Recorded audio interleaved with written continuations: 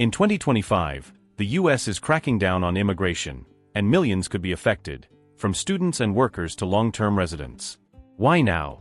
The U.S. is tightening its policies on visa overstays, fraudulent visas, and non-cooperative governments.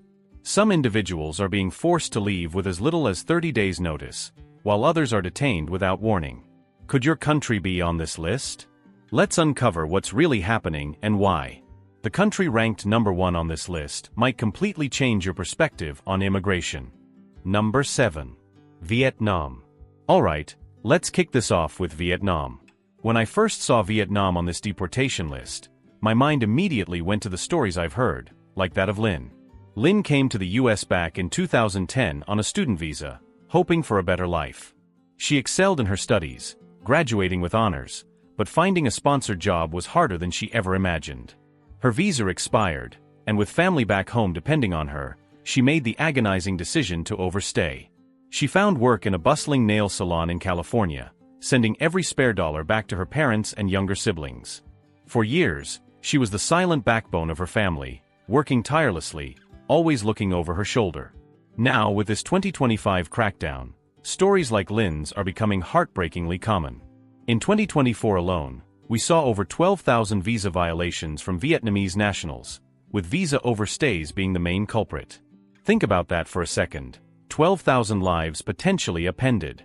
Many, just like Linh, entered legally, pursuing education or tourism, but stayed because the economic pull back home is so strong.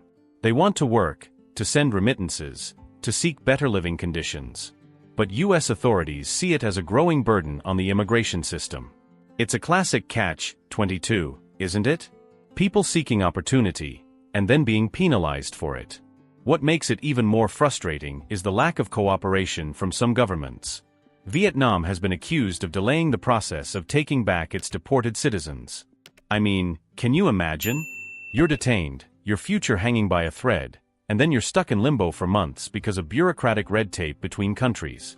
For Vietnamese folks here, the consequences are brutal. Students who overstay can face a 10-year reentry ban. Workers like Linh, who often toil in informal sectors like nail salons, restaurants, and construction, live in constant fear. They avoid hospitals, schools, even police, terrified of being reported. We've seen families literally torn apart, with U.S.-born children left behind when a parent is deported, facing unimaginable emotional and legal uncertainty. It's a gut punch. Vietnam says they're working with the U.S. Department of Homeland Security to speed things up, acknowledging the delays. But for people on the ground, that's cold comfort. Human rights groups are rightfully asking, is this really solving anything, or just creating a new humanitarian crisis? Can Vietnam actually improve conditions to stop people from risking everything abroad? Or will the U.S. soften its stance for those who've contributed so much?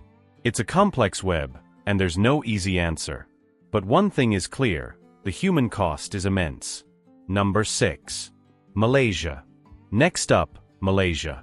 If you thought Vietnam's situation was tough, Malaysia's story brings a different kind of urgency, especially when you hear about the surge in illegal employment and visa fraud. In 2024, we're looking at over 8,000 deportation cases involving Malaysian nationals. That's a significant jump, and it tells us something is deeply wrong. Picture this, you're Aisyah, a bright, young woman from a small town in Malaysia. She saw an ad online for a guaranteed job in the U.S. as a caregiver, promising a legal pathway and good pay. Her family pooled their life savings, borrowing from relatives, to pay the agency fees and secure her tourist visa. She arrived in the U.S. full of hope, only to find the job was a phantom, the agency vanished, and her visa was about to expire.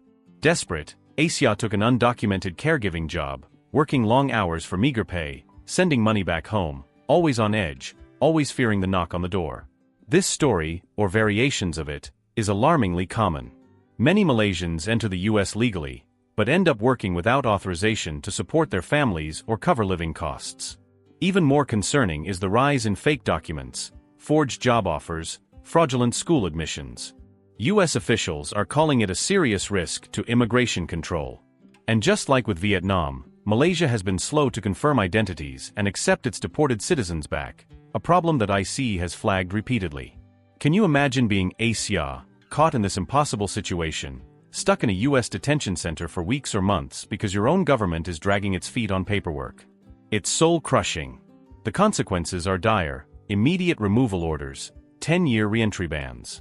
Students have their education abruptly halted, and workers like Aisyah, often in vulnerable sectors, face sudden arrest and detention. Washington has warned that if these delays continue, it could lead to stricter visa rules for all Malaysian citizens. Malaysia's Ministry of Home Affairs says they're forming a special task force to speed things up and educate travelers about U.S. laws. That's a start, but it feels like patching a dam with a bandage when the river is already flooding. Human rights observers argue that mass deportations without adequate legal counsel or reintegration support cause long-term damage, especially for migrants who have lived in the U.S. for years. It's not just a legal process, it's a human one. We have to ask, can Malaysia create better opportunities at home to reduce this illegal migration? Or will the U.S. keep tightening enforcement, even if it means splitting families and detaining workers for months?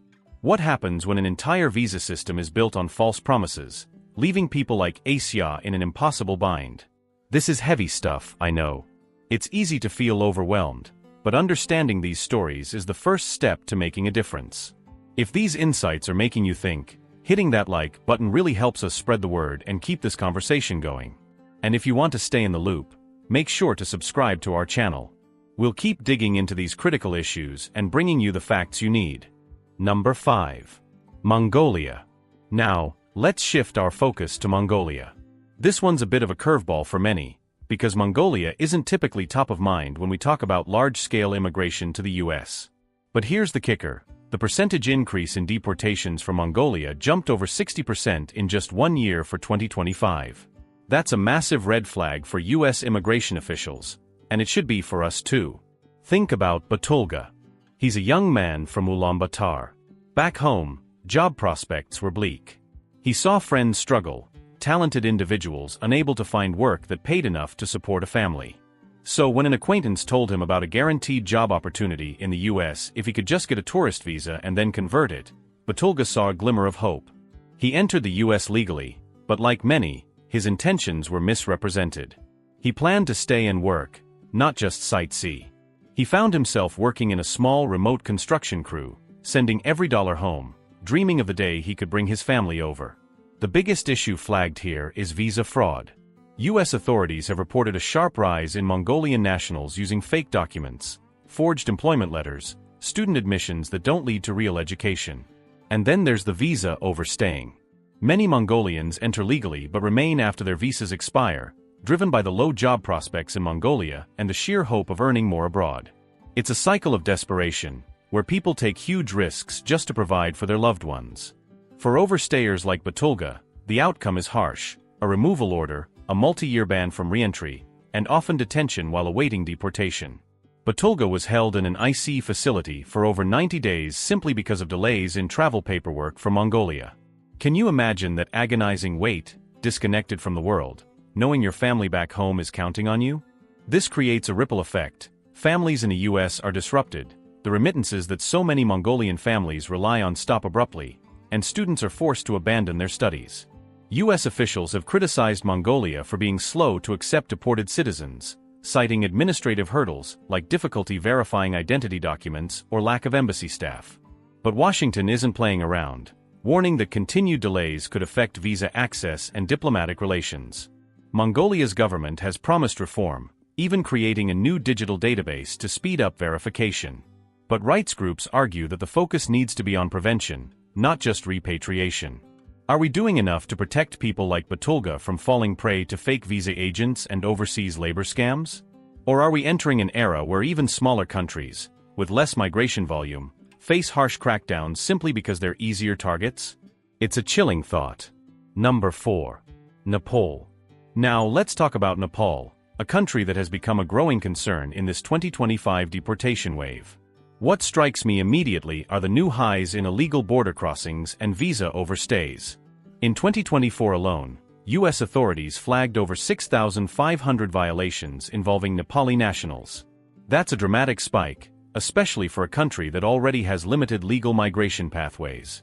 Let me tell you about Pong. Pong dreamed of becoming an engineer, but the economic situation in his village in Nepal offered little hope. He heard stories of friends who made it to the U.S., earning enough to build houses and send their kids to good schools. Desperate to help his aging parents and put his younger sister through school, Pong paid a hefty sum to a smuggler who promised to get him across the U.S.-Mexico border. He endured a grueling, dangerous journey across 6 countries, often walking for days, barely eating, constantly in fear. He made it for a short while, working odd jobs, sending what he could back home. But then came the border patrol raid. Pasang's story highlights the core issue: restricted visa access and long wait times push many Nepalis, especially young men, into dangerous, often illegal routes into the U.S. Some arrive legally on student or tourist visas but overstay due to expired documents, lost jobs, or simply lacking the resources to return home. But a huge number, like Pong, are caught entering through the U.S.-Mexico border, sometimes after traveling across multiple continents. This makes Nepal one of the top non-Latin American countries involved in border apprehensions in 2025. It's an alarming trend, showing the lengths people will go to for a chance at a better life. Once detained, Nepali migrants face fast-track deportation and multi-year bans.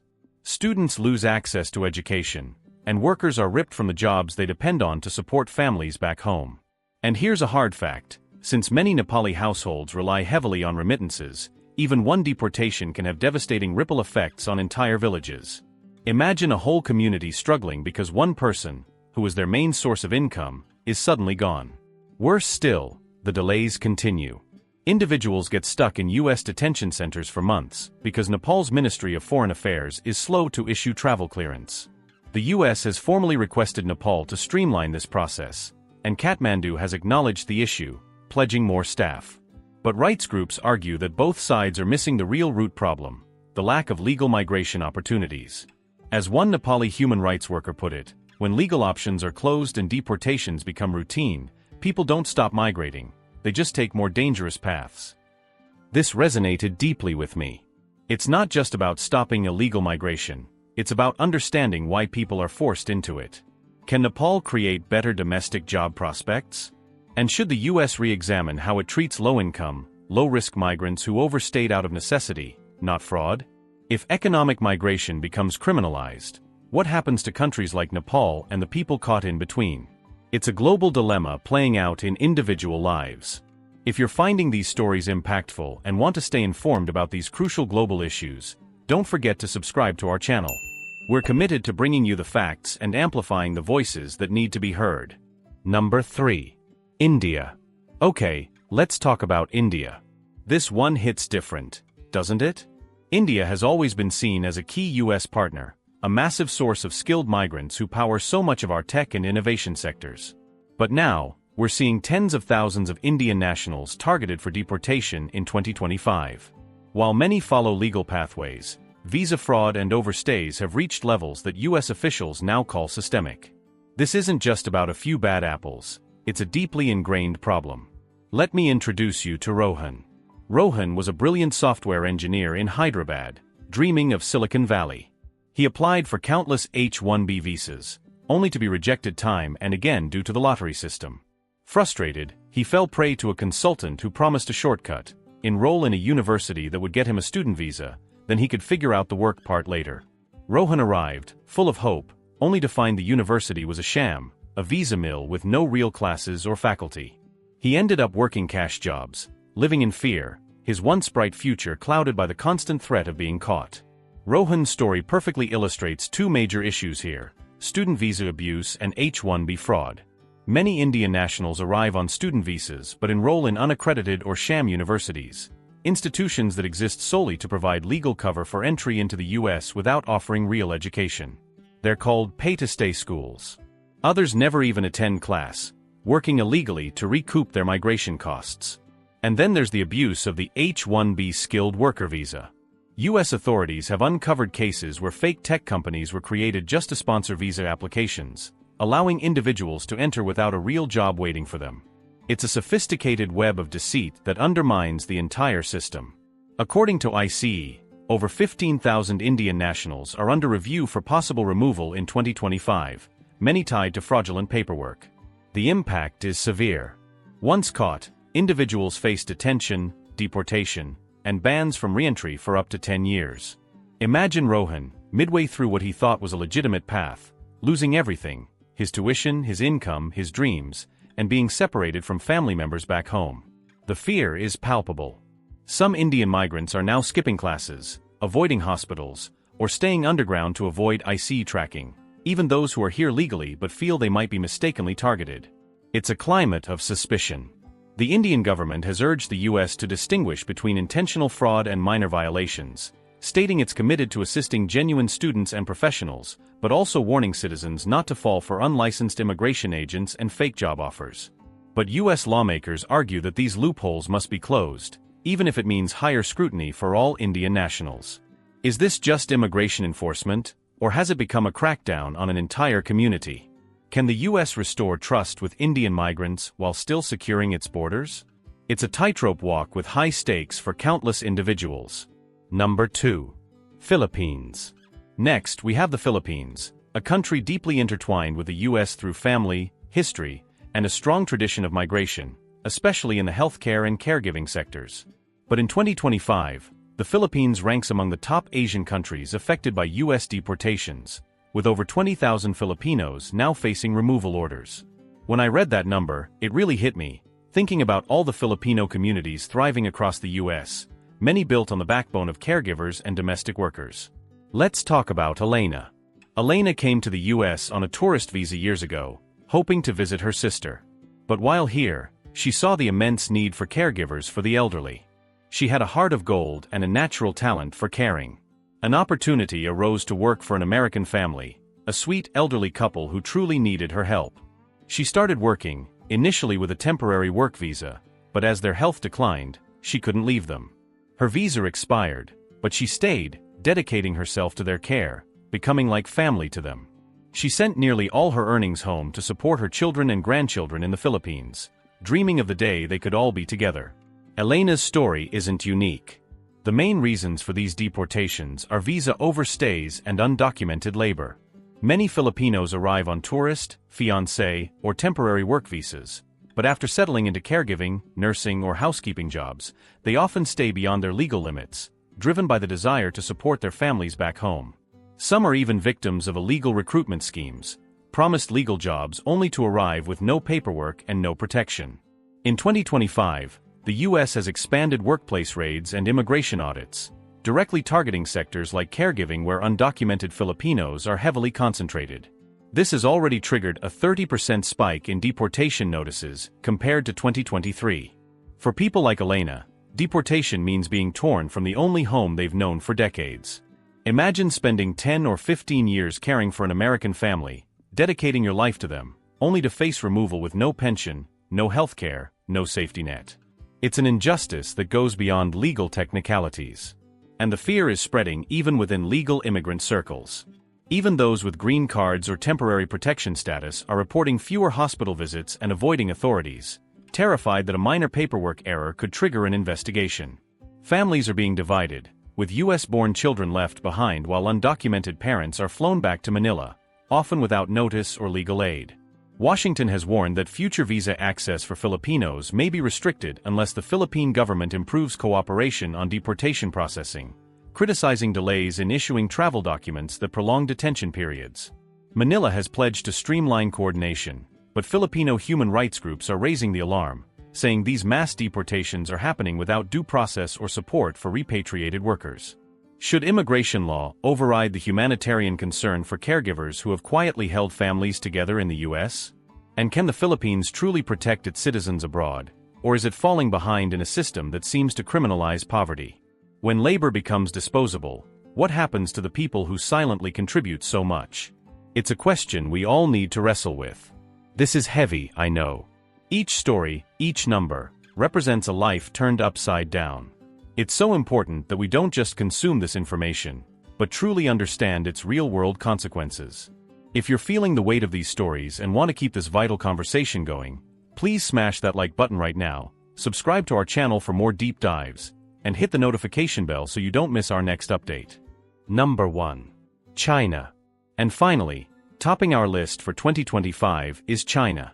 This is perhaps the most complex and politically charged situation, with an estimated over 35,000 Chinese nationals flagged for removal, many of them students and temporary workers. China sends the largest number of international students to the U.S., and now, they're facing deportations linked to fake universities and what some call silent crackdowns. Let me tell you about May. May was a bright, ambitious student from Shanghai, determined to pursue a master's degree in engineering in the U.S. Her parents poured their life savings into her education. She enrolled in what she thought was a legitimate university, but soon realized something was off. Classes were sparse, the campus felt deserted, and the professors were rarely seen.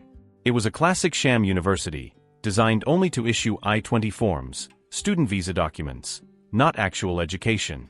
May, caught in a trap, didn't want to go home a failure. She took on side jobs, tried to transfer, but the bureaucratic maze was overwhelming. She eventually overstayed, living in constant anxiety, her American dream turning into a nightmare. May's story is heartbreakingly common. Each year, tens of thousands of Chinese citizens come to the U.S. for education, tourism, or employment. But a growing number are staying beyond their visa limits, either intentionally or due to changing circumstances like school closures, job loss, or immigration backlogs. The problem of sham universities and fraudulent recruiters is rampant. Some Chinese students are lured by these unaccredited institutions. Others fall victim to ghost jobs, employment offers that don't exist, arranged by brokers who demand large sums of money. U.S. authorities have labeled this pattern a national security risk, especially when individuals cannot be properly identified due to falsified records. It's a serious concern that goes beyond just immigration rules. Many Chinese nationals now face deportation even after years of what they thought was legal residence. Some are detained during routine immigration checks or while renewing visas. Others are banned from re-entry for up to 10 years, even if the original violation was minor. Families are being split, graduate students who overstayed by months are being removed, leaving behind research, housing, and in some cases, spouses or children born in the U.S. It's an unimaginable blow. And here's where it gets truly troubling. Fear is spreading within Chinese American communities. Even legal residents are reporting higher stress levels and are avoiding contact with immigration services altogether, worried about being misidentified or swept into broader enforcement efforts. It's a chilling atmosphere of suspicion. The U.S. has criticized China for slow cooperation in accepting deportees, with delays in confirming identities and issuing travel documents leading to months-long detentions in IC facilities. Chinese officials argue that the U.S. system lacks transparency and that some deportation requests lack sufficient evidence. Meanwhile, human rights organizations warn that some returnees may face government surveillance or additional questioning once back in China, especially those who lived abroad without proper registration. The U.S. and China are trying to maintain diplomatic ties, but deportation policies are clearly becoming another point of friction. With increasing restrictions on student visas, tech jobs, and long-term stays, the future of Chinese migration to the U.S. is growing more uncertain. Can international students and workers still see America as a land of opportunity? Or is it turning into a land of suspicion and removal? As immigration rules harden, who gets to stay and who will be forced to leave next? This is intense, isn't it? These stories are just a glimpse into the complex and often painful reality of immigration. We've talked about Vietnam, Malaysia, Mongolia, Nepal, India, Philippines, and China, each facing unique challenges but all united by the tightening grip of U.S. deportation policies in 2025. It's clear that these aren't just statistics, they're human lives, families, and dreams hanging in the balance. What do you think about these situations? Have you or someone you know been impacted by these policies? Share your thoughts and stories in the comments below. Your voice matters, and this platform is here for you to air out your opinions. Let's keep this conversation going, because the more we understand, the more we can advocate for change. Remember to smash that like button if this video helped you understand what's truly happening, and subscribe for more crucial breakdowns. Turn on notifications so you never miss an update, because what happens next could impact us all. We're in this together. Stay tuned for our next deep dive, where we'll explore the often hidden impact of these policies on global economies and how they shape international relations. You won't want to miss it.